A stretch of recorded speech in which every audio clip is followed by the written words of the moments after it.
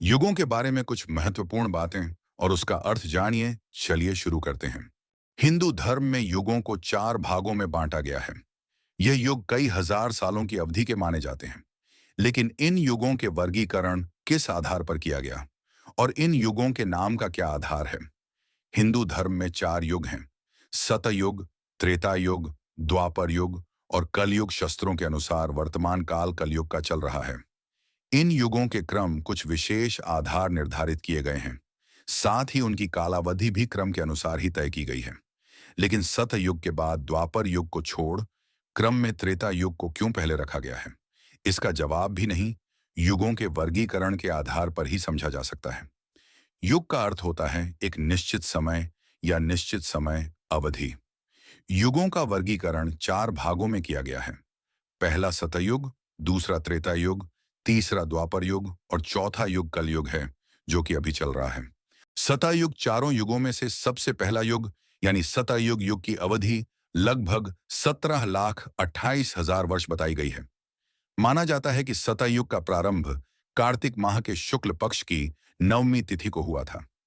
माना जाता है कि इस युग में देवी देवता पृथ्वी पर मनुष्य की भांति ही रहते थे और उनकी आयु भी लगभग 2 लाख वर्ष होती थी। साथ ही इस युग का तीर्थ पुष्कर को माना गया है।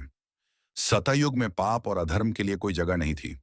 इस युग में भगवान विष्णु के मत्स्य, कच्छप, वराह और नरसिंह अवतार हुए। सतयुग के बाद त्रेता युग का शुरुआत होती है। शास्त्रों में इस युग की अवधि लगभग 12,28,000 मानी गई है।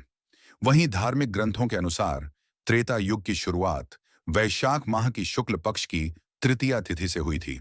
मान्यता है कि इस युग में मनुष्य की आयु लगभग 10,000 वर्ष होती थी और इस युग का तीर्थ नैमिषारण्य था। इस युग में अधर्म का नाश करने के लिए भगवान विष्णु के 3 अवतार हुए। श्री राम, वामन, परशुराम के अवतार हुए, जिसकी वजह से ही इस युग को त्रेता युग कहा गया। द्वापर युग में भगवान विष्णु ने श्री कृष्ण के रूप में अवतार लिया। इस युग में श्री कृष्ण ने कंस का वध किया, महाभारत के युद्ध में गीता का उपदेश दिया। हिंदू शास्त्रों में वर्णित है कि द्वापर युग की अवधि लगभग 8,64,000 है और यह युग माघ माह के कृष्ण अमावस्या से शुरू हुआ था। इस युग में मनुष्य की आयु लगभग 1,000 वर्ष बताई गई है। कलयुग धर्म ग्रंथों के अनुसार वर्तमान युग या कलयुग की अवधि तीनों युगों में सबसे कम, यानी 4,32,000 वर्ष है। भाद्रपद माह के कृष्ण पक्ष की त्रयोदशी तिथि से कलयुग की शुरुआत मानी जाती है। इस युग में मनुष्य की आयु लगभग 100 वर्षों की है। इस युग के प्रमुख तीर्थ स्थान गंगा नदी को माना जाता है। इस युग में पाप की मात्रा बाकी युगों से अधिक है। कलयुग में बुद्ध को विष्णु का अवतार माना जाता है। इसी युग में भगवान विष्णु का कल की अवतार होना है। तो अगर ये वीडियो आपको अच्छी लगी हो तो इस वीडियो को लाइक, शेयर एंड सब्सक्राइब करना ना भूलें। Thank you so much for watching.